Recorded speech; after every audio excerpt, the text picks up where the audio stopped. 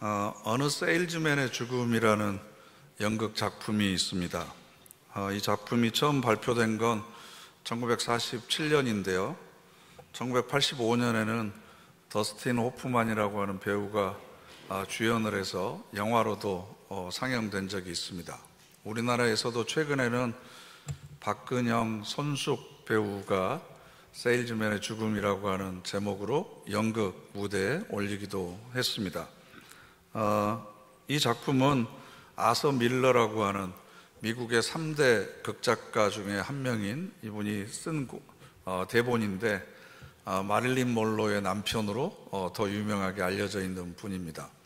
이 작품의 배경은 2차 세계대전이 끝나고 경제적 부흥을 미국이 한참 누릴 때였습니다. 그래서 집집마다 자가용과 혁신적인 가전제품들을 할부로 사들이기 시작했던 때고, 은행에서 대출을 받아가지고 자기 집을 장만하기 위해서 대출을 받고 집을 사고, 이게 한참 유행하던 시기였습니다. 이때 윌리 로먼이라고 하는 세일즈맨이 있었는데, 이 사람은 스타킹을 파는 영업사원이었습니다. 한때는 회사 사장과 개인적인 친분을 나눌 정도로 굉장히 능력을 인정받았고, 본인도 이대로 탄탄대로를 달리게 되면 언젠가는 내 이름의 사업체를 만들어서 전화 한 통으로 전국에서 주문을 받고 이렇게 물건을 판매하는 그런 성공적인 사업가가 될 수 있을 거다라고 하는 그런 꿈을 가지고 있었습니다. 그런데 점점 시대가 스타킹을 찾는 시대가 아니게 되었고, 나중에 사장도 물러나고 아들인 하워드가 그 사장 자리를 물려받게 되니까 찬밥 신세가 됐습니다. 이제 나이도 60이 돼가지고 은퇴를 해야만 됐고, 그래서 고정적인 월급을 받는 것이 아니라 판매 수당만 받게 돼서 이제는 집에다가 변변한 생활비도 갖다 주지 못하는 그런 신세가 돼버렸습니다. 2명의 아들들이 있었는데 이 2 아들들에게 자기의 모든 인생을, 요즘에는 좀 과장되게 얘기해서 영혼을 갈아 넣는다고 그러는데, 그렇게 헌신을 해서 2 아들이 성장해 주기를 바랬지만, 그 큰아들은 34살이 되도록 결혼도 하지도 못하고 변변한 직장도 얻지 못하고 아버지하고 끊임없이 대립하는 관계가 되었고, 둘째 아들은 문란하고 향락적인 생활에만 빠져 있었습니다. 그래서 인맥도 능력도 다 떨어지고 이제 남은 것이라고는 할부금밖에 없는 인생을 살고 있었던 이 주인공 윌리는 어떻게 하면 2 아들과 가족들에게 남은 빚을 청산하고 또 새로운 삶을 시작할 수 있는 기회를 줄 수 있을까? 물론 이때 이 정신 상태가 지금까지 쌓아왔던 피로가 누적되어 있었고, 자식들에 대한 기대가 허물어져 가면서 굉장히 우울한 조울증 증상을 겪었습니다. 그래서 마침내 결단을 한 게 한밤중에 자동차를 난폭하게 운전을 해가지고 자살을 시도하는 거였습니다. 한두 번 실패했지만 마침내는 성공을 했습니다. 왜냐하면 내가 죽어서 자살하게 되면, 이게 사고사인 것이 되면 남아있는 가족들은 생명보험금을 받을 수 있다라고 생각했습니다. 그래서 사실상 그렇게 죽고 나니까 받은 보험금은 그동안 갚지 못했던, 집을 사기 위해서 대출받았던 남은 액수를 갚는 정도밖에 되지를 않았습니다. 장례식 날 그의 아내 린다가 이렇게 울부짖습니다. 오늘 25년 동안 계속됐던 우리 집의 마지막 대출금을 갚았는데 함께 살아야 될 당신이 내 옆에 없습니다. 이렇게 오열하는 것으로 이 연극이 끝이 납니다. 여러분, 보험이라고 하는 것은 인간의 행복을 위해서잖아요. 내 삶에 보다 나은 미래를 보장받기 위해서 우리가 보험을 듭니다. 그런데 생명보험이라고 하는 단어가 저는 계속 거슬리는데, 생명을 담보로 한 보험이잖아요. 그리고 내가 죽고 나서 탈 수 있는 보험이니까 엄격하게 얘기하면 사망보험이라고 해야 맞는 거죠. 물론 내가 죽고 나서 타게 된 보험금은 남은 가족들의 생명을 유지하기 위해서 필요할 수도 있겠지만 그 보험금이 남아있는 가족들의 삶을 온전하게 하거나 건강하게 하는데 꼭 필요한 것만은 아니잖아요. 그러니까 인간의 생명이 돈이 있어야만, 물질이 있어야만 보다 건강하고 행복하고 안전한 삶을 누릴 수 있다라는 생각을 우리 모두가 상식처럼 하고 있는 것 같습니다. 그래서 결국 연극의 결론도 이 주인공의 기대하고는 전혀 다른 현실을 만나게 되는 거죠. 행복의 주체는 사람인데, 그런데 그 행복의 수단인 물질이 돈이 절대화됨으로 인해서 물질을 통한 목표는 이뤘는데, 그래서 내 집을 장만을 하기는 했는데 그 집을 누리게 될 사람이 실종돼 버렸습니다. 이게 바로 맘몬이라고 하는 물질을 숭배하는 시대에서 우리가 누구나 겪는 일들입니다. 때로는 돈 때문에 남편과 아내가, 부모와 자식이 서로를 살해하거나 아니면 생명을 포기하는 일들을 빈번하게 우리가 뉴스를 통해서 접하게 되잖아요. 과연 우리는 무엇을 위해서 살아가고 있는가? 그리고 무엇이 내 삶을 이끌어가고 있는 동력이 되고 있는가? 그래서 이 연극의 마지막 결론은 이 아내가 남편이 죽고 나서야 인생에 있어서 가장 중요한 건 경제적인 문제가 아니라 생명에 관한 문제이구나. 생명의 문제 앞에서는 먹는 것, 마시는 것, 입는 것, 무슨 차를 타고 얼마나 넓은 집에서 살고 이것이 아무런 소용이 없구나라고 하는 것을 깨닫게 되는 겁니다. 그래서 우리가 계속 살펴보고 있는 마태복음 6장 25절 말씀 함께 읽어보실까요? 그러므로 내가 너희에게 이르노니 무엇을 마실까? 몸을 위하여 무엇을 입을까? 염려하지 말라.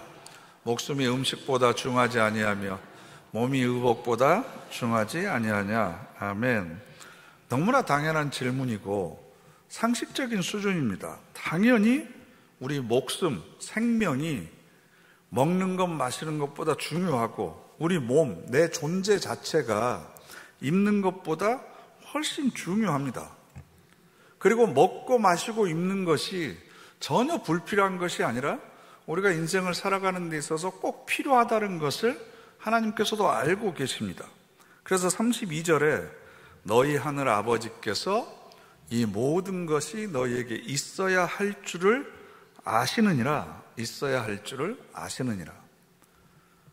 이것을 우리에게 깨우치기 위해서 지난주에 공중의 새를 통해서 예수님께서 우리에게 교훈을 하셨죠. 26절 말씀 함께 읽어보실까요? 공중의 새를 보라. 심지도 않고 거두지도 않고 창고에 모아 들이지도 아니하되 너희 하늘 아버지께서 기르시나니 너희는 이것들보다 귀하지 아니하냐. 아멘. 여러분, 일주일 동안 혹시 고개를 들어서 공중에 나는 새를 한번 보신 적이 있습니까? 네, 감사합니다. 그냥 쳐다보는 게 아니라 하늘의 새를 보라 할 때 이 보다라고 하는 것은 통찰하는 겁니다. 원리를 깨닫는 겁니다. 어떻게 하늘에 새가 날아갈 수 있는 건지, 저 새는 어떻게 그 생명을 유지하고 있는 건지, 그 몸들 곳, 그리고 비를 피하고 바람을 피할 곳을 어떻게 찾고 있는 건지, 그럼에도 불구하고 어떻게 하늘을 여전히 날아갈 수 있는 건지를 깊이 고민하면서 생각해 보라라는 겁니다. 먹고 마시고 입는 것에 대해서 새가 고민하는 것 봤느냐? 창고에 모아들이지도 않고 일용할 양식보다 더 많은 것을 거두어 들이지도 않는다. 그럼에도 불구하고 여전히 저렇게 하늘을 자유롭게 날고 있지 않느냐? 그러면서 27절에 너희 중에 누가 염려함으로 그 키를 한 자라도 더할 수 있겠느냐? 그런데 우리 새번역 성경을 보면요, 이 말씀을 다르게 번역을 해놨어요. 너희 가운데서 누가 걱정을 해서 제 수명을 한순간인들 누릴 수 있겠느냐? 여기서 헤리키아라고 하는 헬라어는요, 키라고도 번역이 되지만 수명이나 나이로도 번역이 됩니다. 그러니까 우리가 염려한다고 해서 키가 자라나는 것도 아니고 내가 아무리 걱정한다고 해서 내 수명이 연장되거나 내가 살 수 있는 날이 늘어나는 건 아니다. 염려의 무용성에 관해서 이야기하는 거죠. 그러고 나서 오늘 우리가 읽은 본문 28절에 그래도 못 알아들으니까 또 다른 비유를 우리들에게 말씀해 주고 계십니다. 그게 바로 28절인데요. 함께 읽어보시죠. 또 너희가 어찌 의복을 위하여 염려하느냐? 들의 백합화가 어떻게 자라는가 생각하여 보라. 수고도 아니하고 길쌈도 아니하느니라. 아멘. 저는 생각하여 보라라고 하는 이 표현이 번역을 너무 잘한 것 같아요. 백합화가 어떻게 자라는가 생각하라가 아니고 생각하여 보라입니다. 본다고 하는 건 단순히 시력을 이야기하는 것이 아니고요. 인지적으로, 의식적으로 다시 한번 해석하고 판단해 보라는 겁니다. 그래서 흔히 우리가 이야기할 때 이건 먹어봐 그러잖아요. 네? 먹는 거 그냥 먹으면 되지 왜 먹는 걸 보라고 그래요? 이 맛이 어떤 건지, 이 음식이 식탁에 올라오기까지 어떤 과정을 거쳤고 이걸 만드는 사람이 나를 위해서 어떤 사랑과 정성을 들였는지 맛만 보지 말고 그 먹는 걸 다시 한번 보라는 거예요. 생각해 보라는 거죠. 이해가 되세요? 좀 들어보세요. 네? 듣기만 하지 말고 내가 무엇을 들었는지를 다시 보라는 거예요. 생각을 다시 생각해 보라는 거예요. 그러니까 우리가 답답하면 야 생각해 봐봐 그러잖아요. 네? 생각하고 있는 걸 다시 한번 봐라. 한 번 보지 말고 또 봐라. 네 생각이 지금 사실인지 진실인지 근거가 있는 생각인지 생각을 다시 한번 봐라 라는 거예요. 꽃을 보고 꽃이구나 이런 생각하지 말고 이 생각을 다시 한번 보라는 거죠.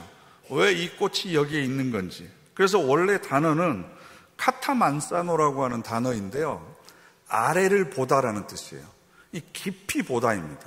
현상을 보는 것이 아니라 그 안에 감추어진 내용들을 생각하다, 우리말로 옮기면 숙고하다라는 뜻입니다. 숙고하다.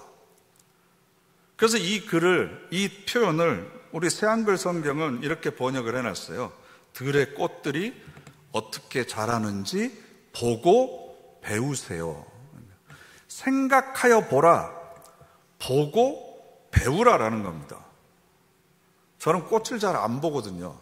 제 아내가 제 사무실에 계절마다 이렇게 꽃을 이렇게 바꿔놓고 올 때마다 손질하고 그래요. 그래서 여보 갖다 놓은 꽃 봤어? 아니?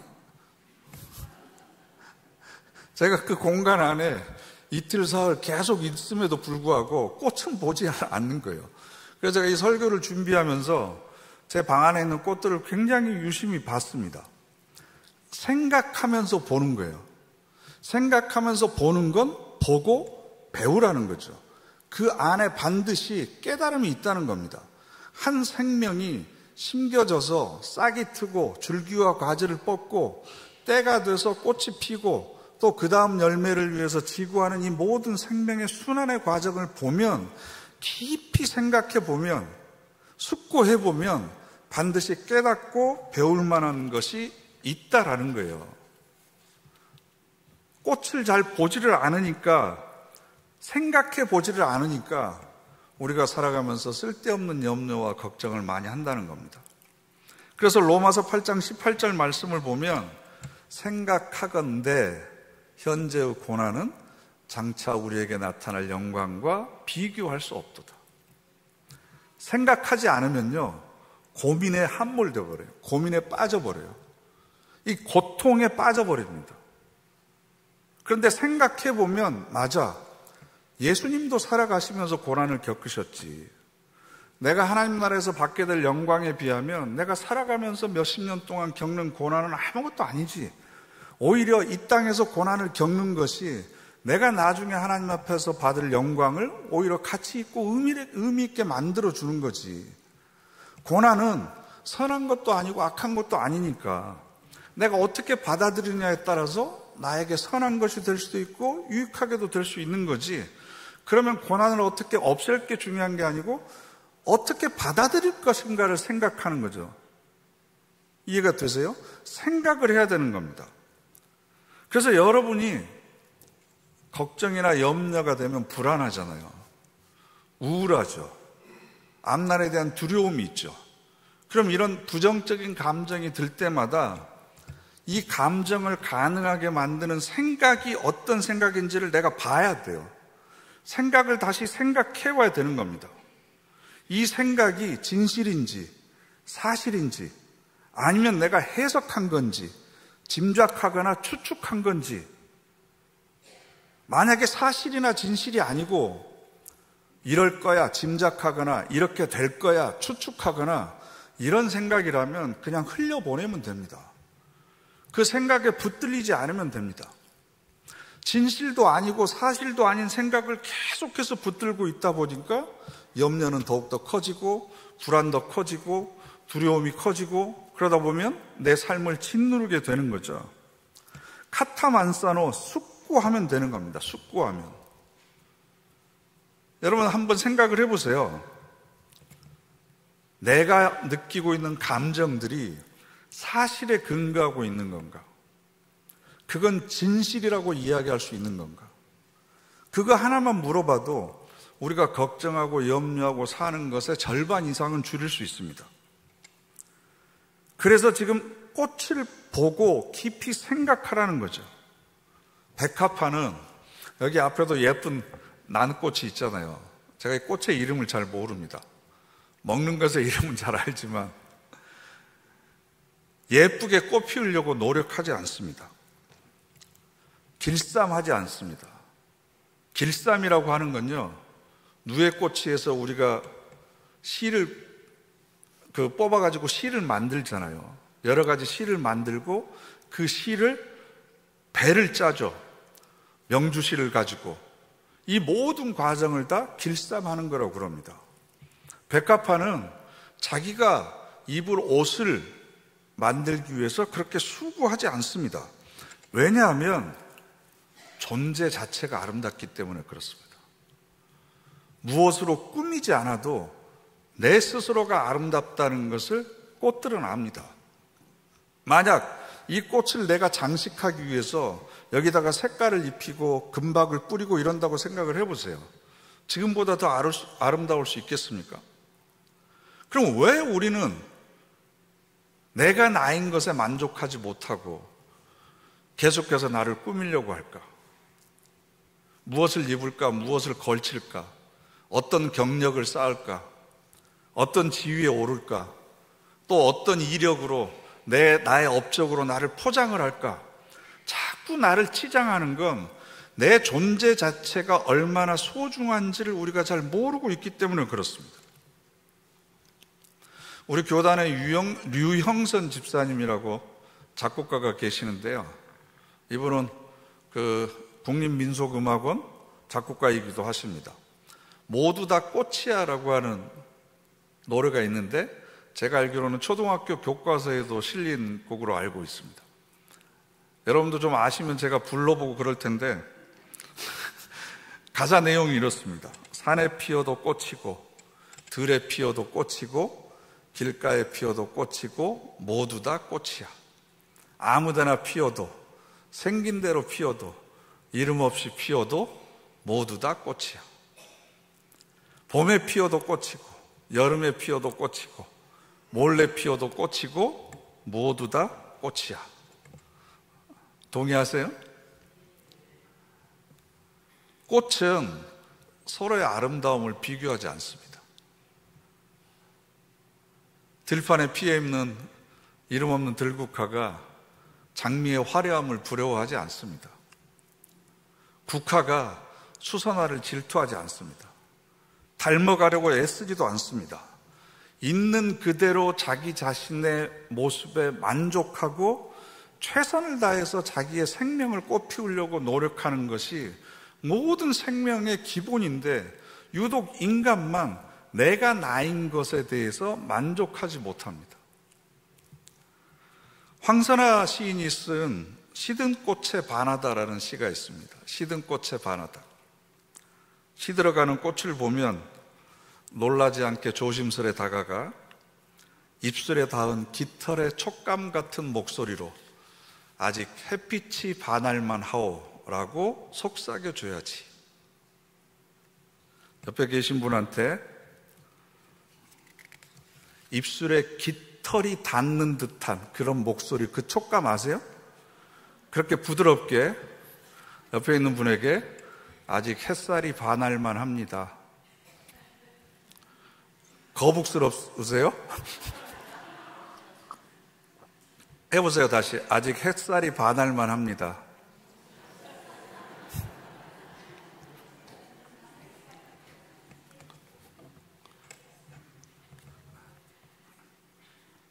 남도 그렇게 안 보이니 자기도 그렇게 보이겠습니까? 아직도 햇살에 반할만 하다고 상대방이 보여야 나도 그런 존재가 되는 거죠. 그리고 내가 지금 나이가 몇이고 상관없이 아직도 햇살이 나에게 반할 정도더라고 스스로의 가치를 소중히 여기는 사람은 다른 사람도 그렇게 보여지는 겁니다. 왜 내가 옆에 있는 사람에게 아직도 햇살이 반할만 합니다 라는 얘기를 하는데 자꾸 내 안에 걸림돌이 있을까? 이건 그 사람의 문제가 아니라 내가 나를 그렇게 보고 있지 못하는 거죠. 내가 나를 그런 존재로 인정하지 못하는 겁니다. 그러다 보니까 자꾸 다른 걸로 치장합니다. 다른 걸로 나를 위장하려고 합니다. 29절 말씀 보시면 그러나 내가 너희에게 말하노니 솔로몬의 모든 영광으로도 입은 것이 이 꽃 하나만 갖지 못하였느니라. 예수님의 시각으로 보면 솔로몬의 그 비단 옷, 금칠한 옷, 그래서 화려한 옷도 백합화보다 훨씬 더 아름답지 못하다라는 겁니다. 우리가 신앙생활하는 목적은 이런 하나님의 시각을 나의 것으로 만들기 위해서입니다. 그런 관점에서 모든 사람들과 모든 것을 바라보기 위한 연습을 하는 것이 사실은 신앙생활 하는 겁니다. 그런데 이 원리를 모르니까 자꾸 여기 예배 드리면서도 하나님 이것도 필요해요. 저것이 있어야 내가 더 아름답게 보일 것 같습니다. 이거 더 넓혀 주셔야 될 것 같고 이것도 좀 갖게 해주셔야 될 것 같고 그래야 내가 더 아름다울 것 같습니다 라고 이야기를 하고 있으면 내가 아직도 백합화인지를 모르고 있는 거죠. 내가 아직도 하나님의 작품이라고 하는 것을 인정하지 않고 있는 겁니다. 나는 과연 무슨 옷을 입고 있는가? 아니 우리가 어떤 옷을 입는 것을 추구해야 되는가? 한 번은 예수님께서 마태복음 17장을 보면 베드로와 야고보, 요한을 데리고 어느 산에 기도하러 올라가셨어요. 제자들이 환상을 보는데 모세와 엘리야 같은 사람을 만나서 예수님이 대화를 나누십니다. 그런데 그 장면을 보니까 그들 앞에서 변형되사 그 얼굴이 해같이 빛나며 옷이 빛과 같이 희어졌더라. 옛날에 옷은요, 그 사람의 지위와 신분을 상징했습니다. 계급에 따라서 입는 옷이 달랐잖아요. 그런데 그 옷은 또한 그 사람의 존재를 드러냅니다. 그 사람의 인격을 드러냅니다. 그 사람의 품격을 드러내는 것이 바로 옷입니다. 예수님의 옷이 희게 변했다, 하얀색으로 변했다라고 하는 것은 예수 그리스도의 존재 자체, 그분의 인격 자체가 깨끗하고 거룩한 모습으로 변했다라는 겁니다. 이게 바로 우리가 추구해야 될 겁니다. 이 옷을 하나님께서는 당신의 백성들인 저와 여러분에게 입혀주기를 원하고 계십니다. 그래서 30절에 오늘 있다가 내일 아궁이에 던져지는 들풀도 하나님이 이렇게 입히시거든. 하물며 너희일까 보냐 믿음이 작은 자들아. 며칠 있다가 없어질, 그래서 아궁이에 던져질 풀들도 그 꽃들도 하나님께서 이렇게 세상에 하나밖에 없는 작품으로 입히시는데 하물며 하나님의 자녀인 너희들일까 보냐. 왜 백합화도 하지 않는 걱정과 염려를 하면서 너희의 목숨, 생명과 존재 자체를 허비하면서 살아가고 있느냐. 이 믿음이 적은 자들아. 근데 이 믿음이 적다라고 하는 이 단어가요, 올리고 피스토스예요. 올리고 피스토스. 여러분 올리고당 아시죠? 네? 올리고는요 작다라는 뜻이에요. 당이라고 하는 것은 원래 이제 영어로 하면 좀 어렵지만 일본식 발음으로 하면 사카린이거든요. 사카린은 설탕보다 약 당도를 300배나 올린 거예요. 그래서 올리고당 하면 당이 없다, 당이 조금만 있다라는 뜻이에요. 근데 올리고 피스토스예요. 믿음이 작은 자들아. 믿음이 요만큼밖에 없다는 거예요.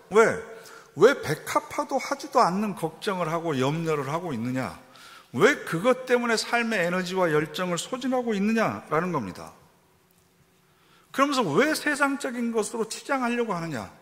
내면의 아름다움을 가꾸기 위해서는 노력하지 않고, 하나님의 형상이라고 하는 건 하나님의 외형이 아니라 하나님의 본질이잖아요. 그럼 속사람을 살찌우는 것에는 별로 관심을 갖지 않고 왜 자꾸 치장하려고 애를 쓰느냐라는 거죠. 한혜숙 씨가 쓴 넋두리라고 하는 시가 또 있습니다. 마음이 편해야 입은 옷이 명품이고, 시간을 아끼고 잘 지켜야 시계가 명품이고, 반가워하는 물건이 나와야 가방이 명품이고, 배고픈 사람에게 지폐가 나와야 지갑이 명품이라는데, 언제나 너그러움이 따뜻함이 가득한 마음을 가진 명품인 그대는 어디에 계시는지요? 우리 교회 오면 많은데 그죠? 마음이 편해야 입은 옷이 명품이 되는 거고, 자기 시간을 아끼고 잘 사용하는 사람이 차고 있는 시계가 명품 시계지, 시계만 몇 천만 원짜리 차고 있지만 자기에게 주어진 시간을 함부로 허비하고 다른 사람과 시간 약속도 안 지키는 사람이 차고 있는 시계가 명품이겠습니까? 내 가방에서 다른 사람이 기뻐하고 반가워하는 것이 나와야 내가 들고 있는 가방이 명품인 거고, 그죠? 가난한 사람들에게 줄 지폐가 나와야 내 지갑이 명품인 거지. 그래서 사람 자체가 마음이 따뜻하고 너그러워야 그 사람이 명품인 거지, 그 사람이 무엇을 두르고 있느냐에 따라서 그 사람의 존재 가치가 결정되는 것은 아니다라는 겁니다. 그래서 31절에 그러므로 염려하여 이르기를 무엇을 먹을까, 무엇을 마실까, 무엇을 입을까 하지 말라. 이 얘기는 염려와 걱정의 질을 바꾸라는 겁니다. 내 목숨, 즉 내 생명과 내 존재를 무엇을 위해서 사용할 것인가에 대한 해답을 찾으라는 거죠. 이걸 걱정하고 이걸 염려해야 됩니다. 그런데 이걸 걱정하지 않고 염려하지 않으니까 먹고 마시고 입는 것에 걱정과 염려가 가득 차는 거예요.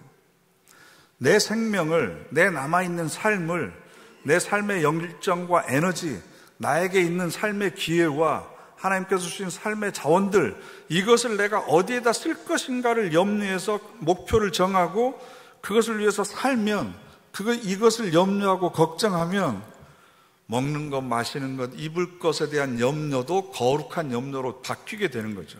왜? 내가 더 건강하게 먹고 마셔야 내 목숨과 내 몸을 가치 있는 곳에 쓸 것 아닙니까?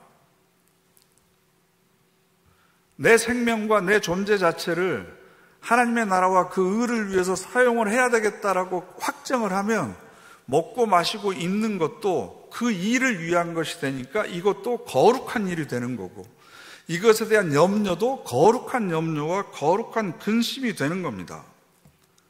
그래서 우리에게 걱정과 염려를 하지 마라가 아니고 그 염려의 내용을 바꾸라는 거예요. 내용을. 내가 남아있는 삶 동안 내 생명에, 내 목숨, 내 몸을 어디에다가 소진할 것인가? 무엇을 위해서 살아갈 것인가? 손에 잡으면 모래알처럼 빠져나가는 세상적인 것을 잡기 위해서 여전히 내 목숨과 생명을 거기에 소진할 것인가? 아니면 하나님께서 정말로 기뻐하시는 삶을 살기 위한 염려와 걱정으로 바꿀 것인가? 로마서 13장에서 사도 바울은 우리에게 이렇게 명령합니다. 오직 주 예수 그리스도로 옷 입고 정욕을 위하여 육신의 일을 도모하지 말라. 오직 주 예수 그리스도로 옷을 입어라. 솔로몬의 옷을 입으려고 하지 말고 주 예수 그리스도로 옷을 입어라. 예수 그리스도의 존재와 그 인격이 나의 것이 되도록 입으라는 거죠. 갈라디아서 3장 27절에 이렇게 이야기합니다. 누구든지 그리스도와 합하기 위하여 세례를 받은 자는 그리스도로 옷 입었느니라. 그리스도로 옷을 입었느니라. 세례를 받는 것은 죄를 씻기 위해서입니다. 죄를 씻었으면, 몸이 깨끗해졌으면 옷을 다시 입어야 되잖아요. 옛날에 입었던 거 다시 입으시겠어요? 아니면 눈에 보이고 화려한 것을 다시 입을 것이 아니고 예수 그리스도로 옷을 입어야 된다라는 말씀입니다. 이것을 좀 더 구체화해 주고 있는 말씀이 에베소서 4장 22절부터 24절인데요. 이 말씀 우리 다 같이 함께 읽어보실까요? 너희는 유혹의 욕심을 따라 썩어져가는 구습을 따르는 옛사람을 벗어버리고 오직 너희의 심령이 새롭게 되어 하나님을 따라 의와 진리의 거룩함으로 지으심을 받은 새 사람을 입으라. 아멘. 옛사람을 벗어버리고 새 사람을 입으라. 그럼 새 사람은 어떤 새 사람이냐? 의와 진리의 거룩함으로 지으심을 받은 새 사람을 다시 입어야 된다라는 겁니다. 그게 하나님의 작품으로 지으심을 받은 저와 여러분한테 가장 어울리는 옷이지 솔로몬이 입었던 옷이 아닙니다. 여러분은 여러분 존재 자체로도 이미 아름답습니다. 이미 소중한 분이십니다. 세상의 그 어떤 것으로 치장하지 않아도 여러분 자체가 빛이 나는 하나님의 작품이십니다. 세상의 것으로 나를 치장하려고 하지 말고 의와 진리의 거룩함으로 지으심을 받은 새 사람으로 여러분들이 옷을 입으시고, 살아가면서 우리가 하는 걱정과 염려를 하나님 나라와 그 의를 위한 거룩한 걱정과 거룩한 염려로 바꾸는, 그래서 하나님께서 기뻐하시는 삶을 살아가는 우리 모두가 되시기를 간절히 바랍니다. 기도하겠습니다.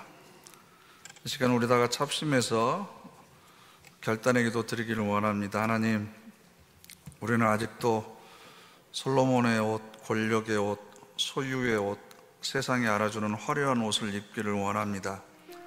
그러나 우리를 향한 기대와 소망을 말씀을 통해서 깨닫습니다. 하늘을 나는 새를 통해서, 들의 백합화를 통해서 하나님 저희들에게 보고 배울 수 있는 지혜를 허락하여 주시고, 하나님께서 우리에게 원하시는, 입기를 원하시는 것이 무엇인지 결단하는 우리 모두가 되게 하옵소서. 우리 다 같이 합심해서 결단의 기도 드리겠습니다.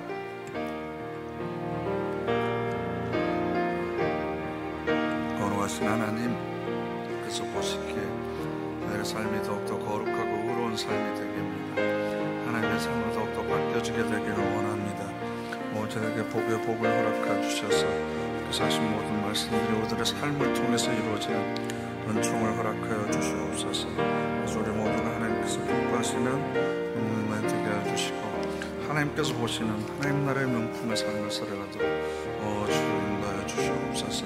성령께서 인도하여 주시고 주시옵소서.